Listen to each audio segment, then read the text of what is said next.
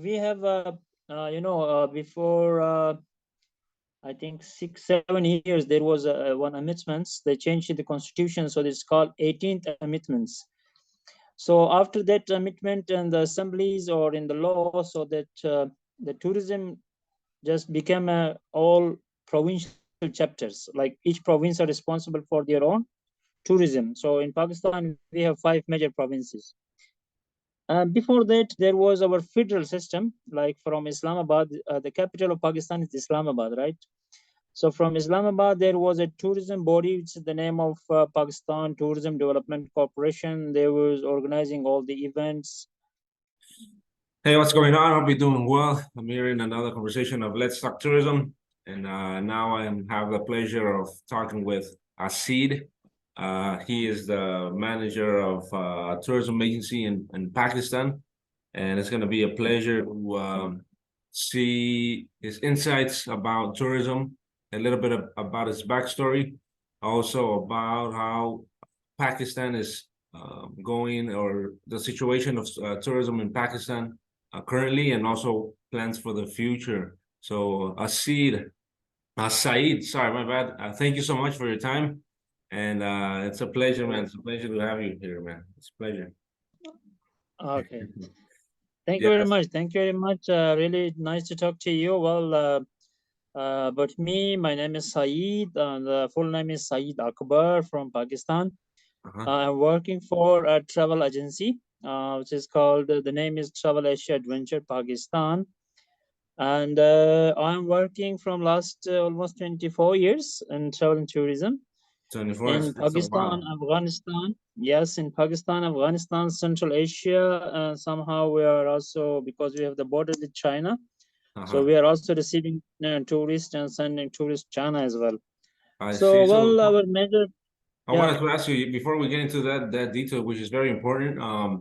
How did you begin in the tourism industry? Like, what is your background, or how did you decide to start? Oh yeah, the tourism. yeah. You The studied story in is, in Hawaii, right? Yeah, I got your point. Uh-huh. Yeah. I was after my universities. Then I just joined this industry as a tour guides, as a assistant tour guides in a Japanese company based in Islamabad. And then I was working in a different capacities, like as a tour guide and culture guide, adventure guides, and somehow for documentaries and for some tour classes as well. And then after 12 years, I think, working in the industry, I got a chance to visit the United States of America. I got a Fulbright scholarship, and then I was in Hawaii for 2 years. And I have a good experience of that Hawaiian culture and the US tourism even. And then after I back again Pakistan, and then because before visit to the United States, I was working for more than 6 companies, different companies in Pakistan based in Islamabad. So when I back, so then I start my own initiates and my own company with the name of Travel Asia Adventure, because it was a part of my university project, Asia, how to present Asia and the rest of the world. So I was very interested with only the Travel Asia, but the name was not available. So then I put Travel Asia Adventure there. And from 2012, I'm working in Pakistan, in different capacities as well. And nowadays we are also working as I'm also working as a tour guides trainer as even. So, well, good. Things are moving good, and yeah, we are again expecting for the better tomorrow. Yes. That's amazing. I didn't know you were doing like previous tourism related like jobs. So you've noticed you noticed the differences of tourism back then and how it is now. What do you think is the main difference of tourism back in the old days, as they say, to how it currently is in this modern era? What do you think is the main differences when you started? Yeah, the difference is, that's automatically, within the help of this easy communication, now things are more easier as compared to the past. Even for both, it's not only for companies. It's also very easy for customers, visitors. Sometime I'm joking with my client. I'm saying I'm not a guide with you. I'm just your assistant to help you to reach the place, because sometimes the clients, they know much better than you, because they are reading a lot about different things. They can Google, they can watch the movies, a lot of things available. So yes, as compared to past, now tourism industries have a lot of challenge, even a lot of competitions, and for a better service, we need to be equipped ourselves as a tour companies, as a tour professionals, and then we can able to meet the target. You can say the target market, even, So that is like today's, just simply I can say it's more challengeable as compared to the past. Really, I assume if one wanted a tour back then, you would have to depend a lot on the tour guide because he had the experience, the maps as well. He had the maps for the location, and that's true. Now people can basically look them up. We're more independent as tourists as well. So that's very Yes. insightful, huh? So for example, your agency, you mentioned you do several parts of the world, not just Asia, or you were mentioning before I cut you off. I apologize. Talking about China or around the eastern part of Asia as well, and I Yes. assume the western part as well. Can you tell us a little bit more about that, please? There's Pakistan is situated in a very unique location, because we have our border link with China, which is through the Karakoram the Karakoram highway, through this Karakoram mountain range. And that is the China is like, you can say, this world first population, and then we are the neighbors. So that is for us more, you can say, in the future. Even now there's a lot of work is going on for connecting the roads, for connecting the train, then the other that's port facilities. You maybe know the CPEC, the China Pakistan Economic Corridor.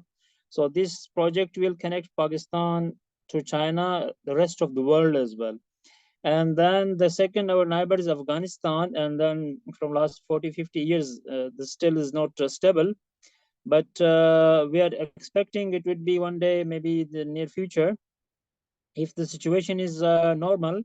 So with through Afghanistan, we have connection with Central Asia, like this Tajikistan, Afghanistan, these old towns, even to Russia even. And a lot of tourists, they are coming through by roads option from Europe to this continent, even. The past we were used to pick the tourists from the different border. The second one, the third one is we have border with India, which is the second world population. Bad luck is this, due to this political situation. Our Okay, only few tourists are crossing, but not that much business or trade. But again, one day the resolve would be solved, and there are another big opportunities for us. And the fourth one is our borders with Iran, and through Iran, we are connecting to Turkey, from Turkey to Europe. So that is the shortest way for the European tourists. They're taking their own cars from their own destination to Iran, then from Pakistan. So like we are in the middle, and there's a lot of borders, yeah. So that's why I'm taking the advantage of these opportunities, and we have our you can say friends, or the other tour operators in different destinations, so we can collaborate with each others. Sometime I'm helping their customers to Pakistan, sometime I'm visiting myself, but it's a kind of joint venture even. So if the people are coming to visit one country, so we have two products, which one is cross border tourism. With that, we can cross the borders, so that save the time and also save the money. So these connectivities make more, you can say, value added services for the customer as well. Yes. That's very insightful because it is. Pakistan does have like two very big markets, which, like you mentioned, are China and India. And like you said, even though it's not, the conditions are not exactly correct, stable, like you mentioned, I do see it's going to be a very important sector.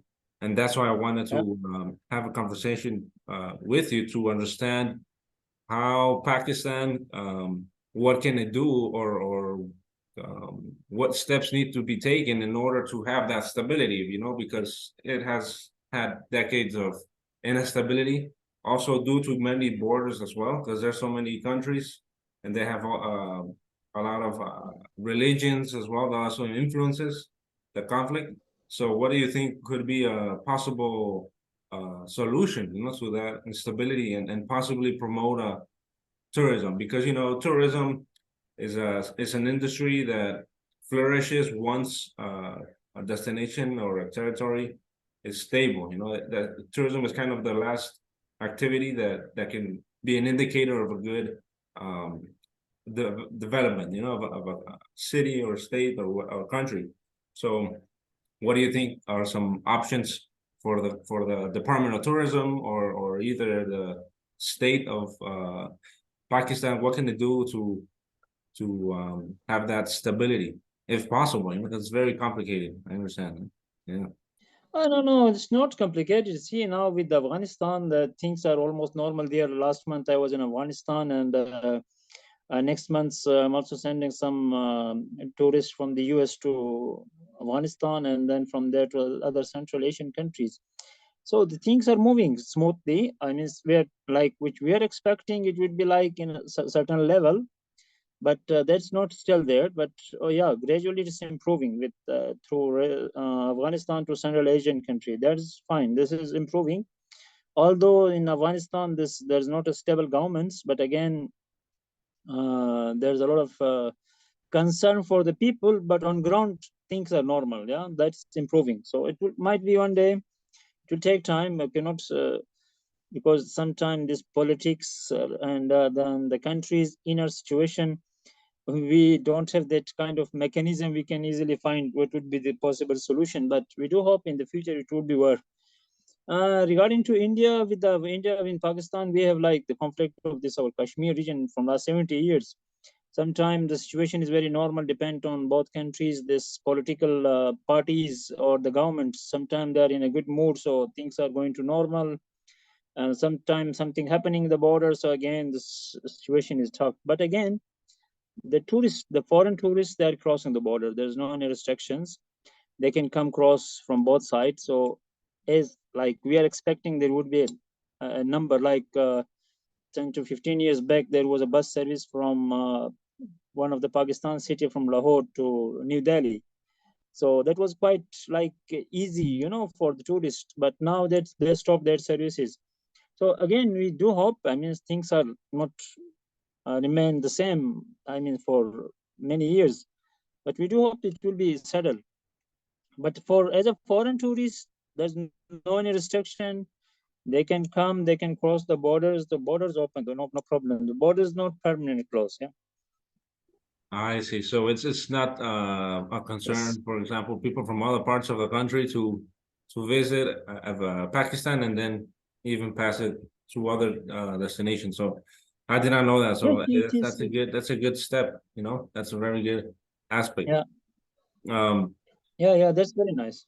yeah, no, definitely. And for example, in Pakistan, how is the tourism sector there? Like, what is the main attractions for Pakistan? I assume it's something in particular, or is it a range Yes. of Yes. Yes. resources? No, no. We in Pakistan, it's a very diverse country. When we're just talking geographically, its location, so we have from the sea level 0.2 above 8,000 peaks. So in between there is a river, there's a desert, there's a green field, there's a small mountain, hilly lakes, glaciers, everything is there. In the world, there is 14 peak above 8,000, 14 mountains above 8,000. From 14, we have five in Pakistan. Five, 8,000, above 8,000 meter peaks in Pakistan. There's a lot of peaks, more than 7,000. There's a number of nameless peaks above 6,000 meter. Uh-huh. So like Pakistan is the only place where you can see all three great mountain range, Karakoram, Himalaya, and Hindu Kush. That is the junction of this mountain range. So we have also this huge water reservoirs like this all glaciers.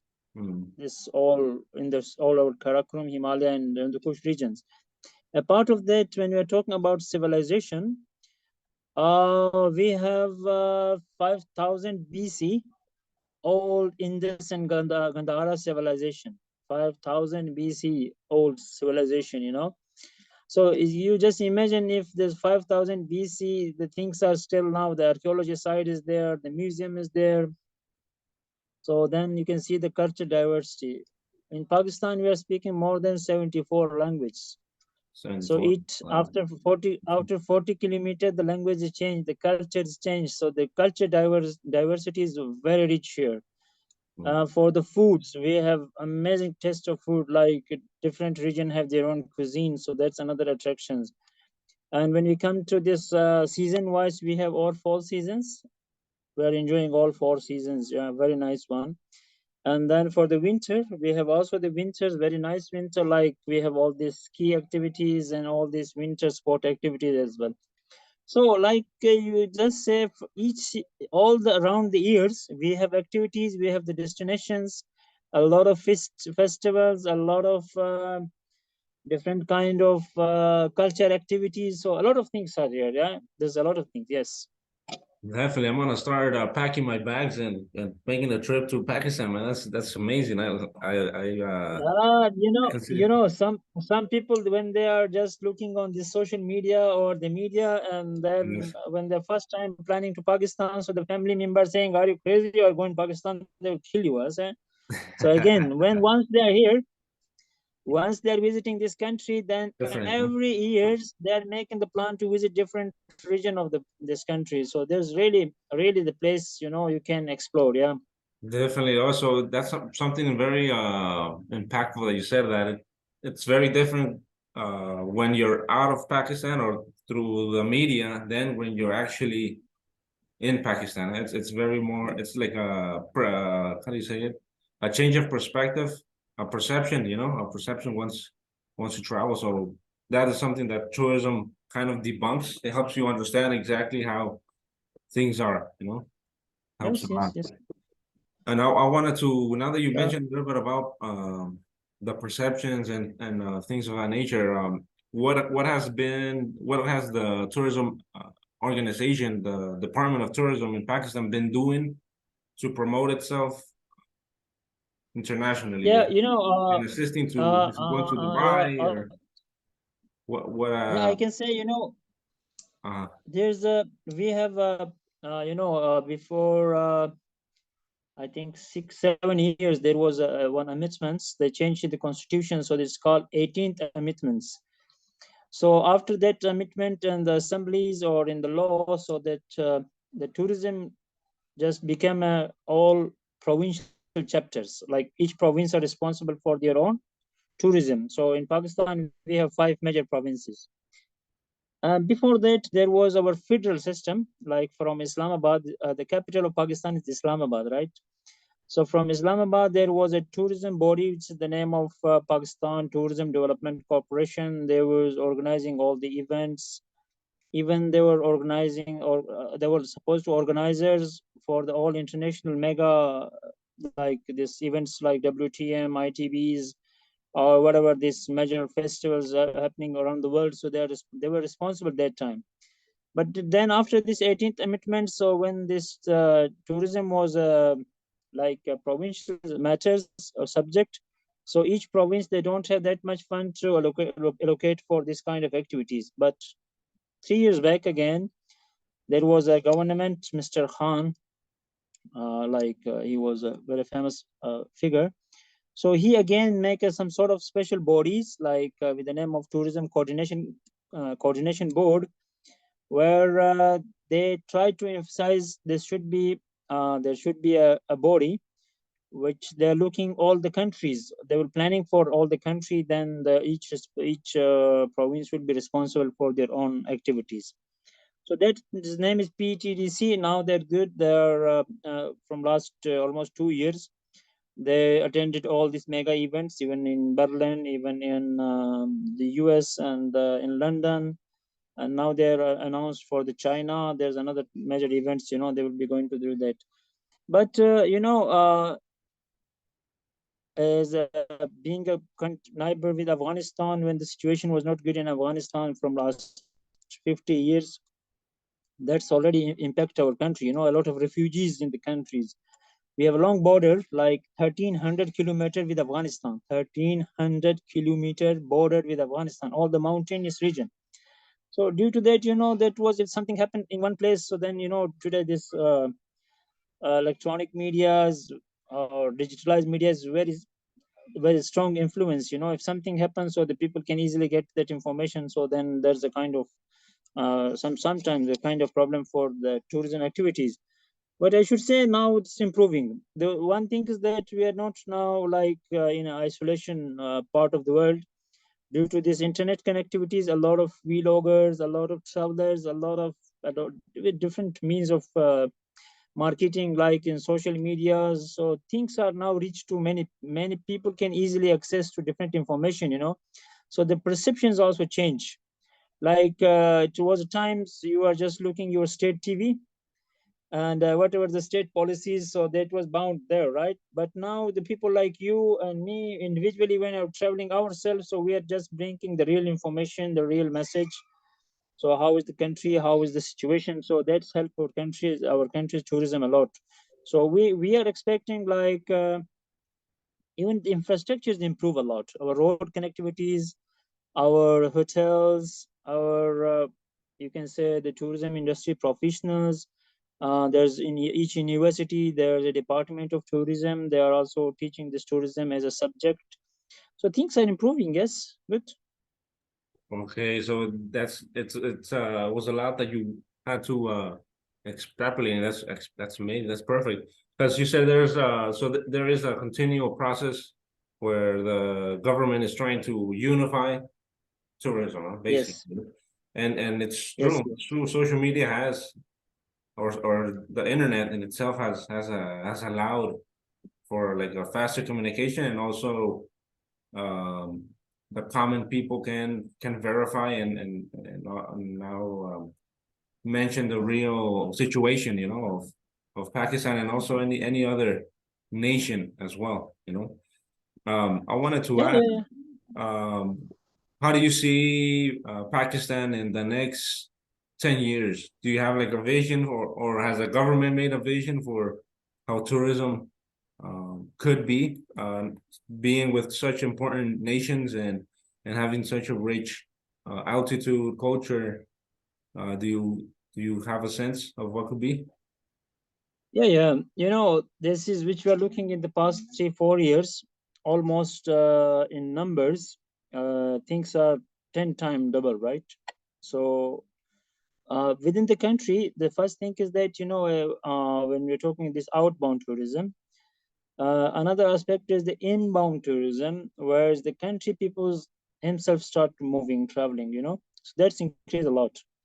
And yes, which we are looking like in the coming years.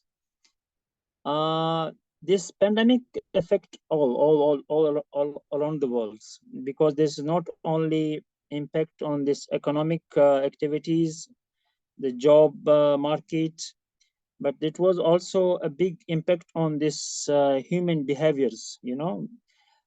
People was just after this 2 years there was a lot of restrictions, so now they start open. So we are expecting, there's more and more visitor would be in the country.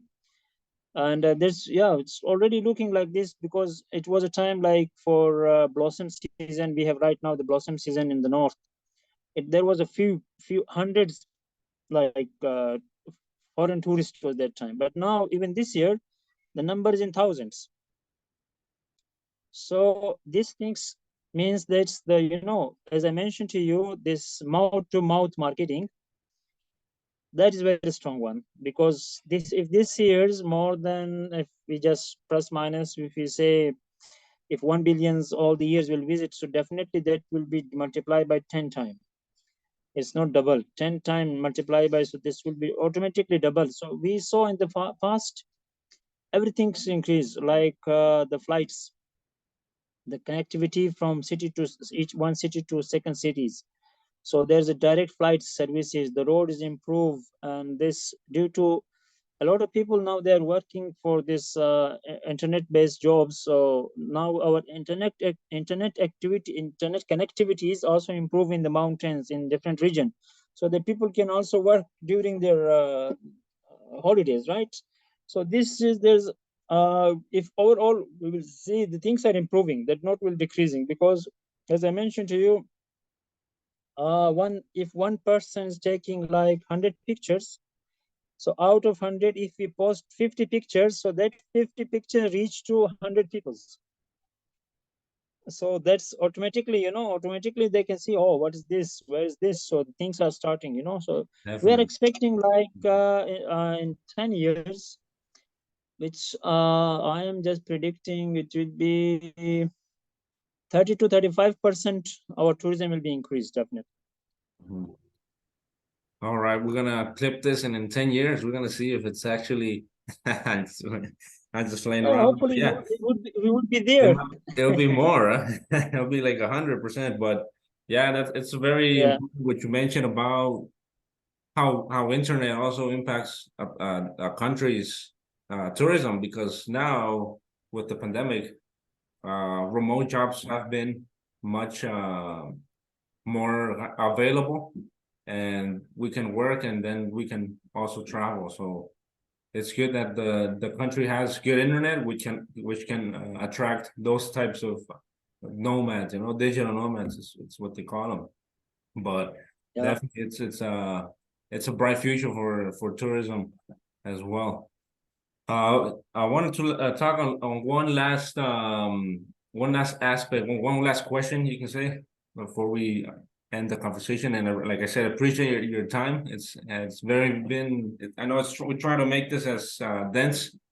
Hopefully, we could get to do another conversation in the future and learn a little bit about Yeah. Pakistan, or possibly even travel to Pakistan. What do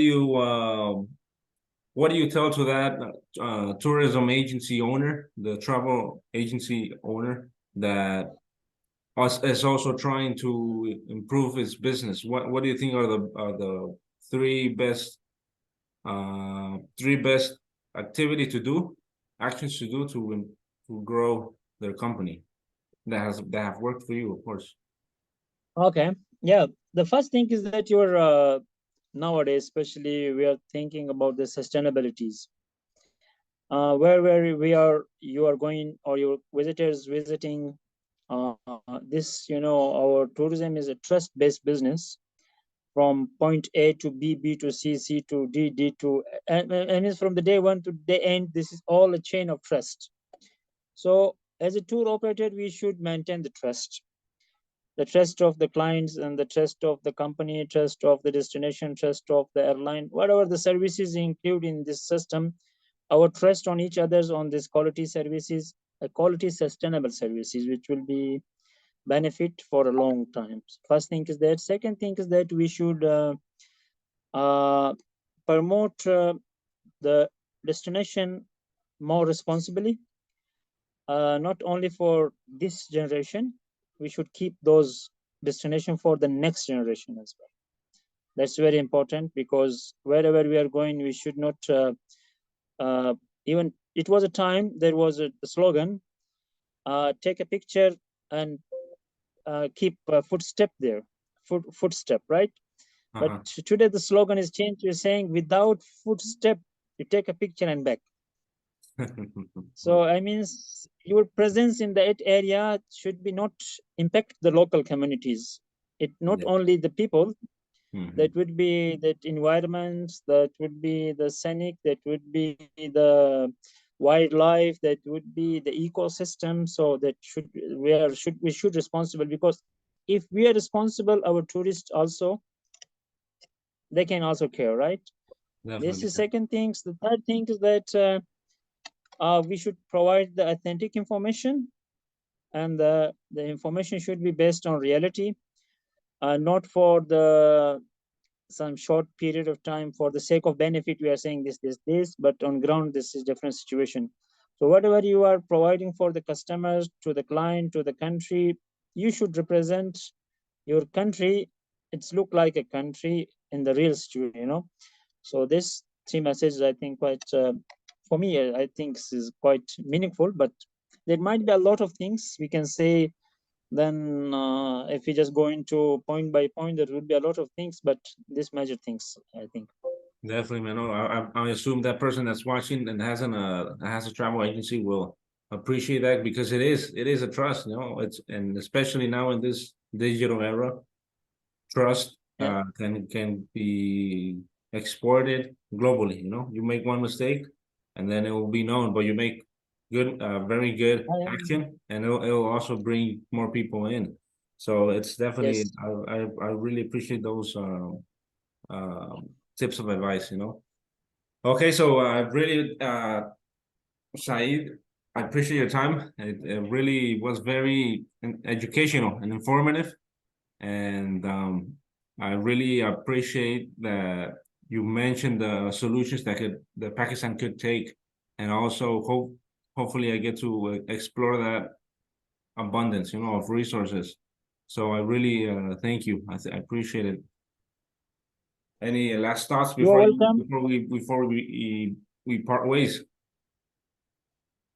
Yeah, thank you very much. Thank you very much for your time, and thank you very much for your interest. And yeah, this is the way we can help each others, and this is the way we can know better about a person, about a company, about a destination. So this help us a lot. Like, we are also learning. Every day is a learning day for Definitely. us.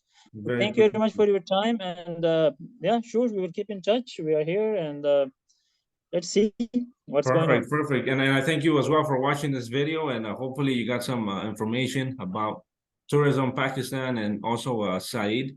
Please briefly tell me a little bit about your contact information for your travel agency. If somebody that's watching the video wants to visit to Pakistan, do you have a phone number, website, email? Please. Yeah, yeah, yeah.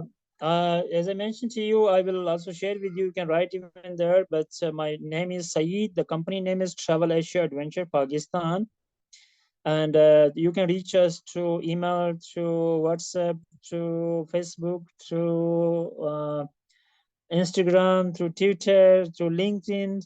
So everywhere you will find me, and the name is Travel Asia Adventure. The email ID is info@of travelasiaadventure.com, and the WhatsApp number is also there. If you just go to my website, www.travelasiaadventure.com, so you can find my WhatsApp number even there. So it like is +92 is country code. If you drive to Pakistan, +92 is country code. Then after 332 5131 988 is the WhatsApp number. And then on the website you can find all this link of my social media connections, you can say. Perfect. And we'll put them on the screen below so that people can actually see them, and definitely take a look, about your business, you know. Yeah, yeah, thank you very much for any kind of help, assistance regarding to Pakistan, Afghanistan, Central Asia, China. So we are here to assist you. And all of the friend, all of the nature lovers, all of the mountain lovers, cultural lovers. So we are organizing all kind of tours. Yeah, definitely. That is our activities. Definitely, you should definitely visit if you like those types of activities. Visit Pakistan. I think it's a great option to explore and see something different, in this world. So I appreciate your time. Thank you for watching, and Thank you. we'll see you on the next video. Bye. Thank you very much. Bye bye.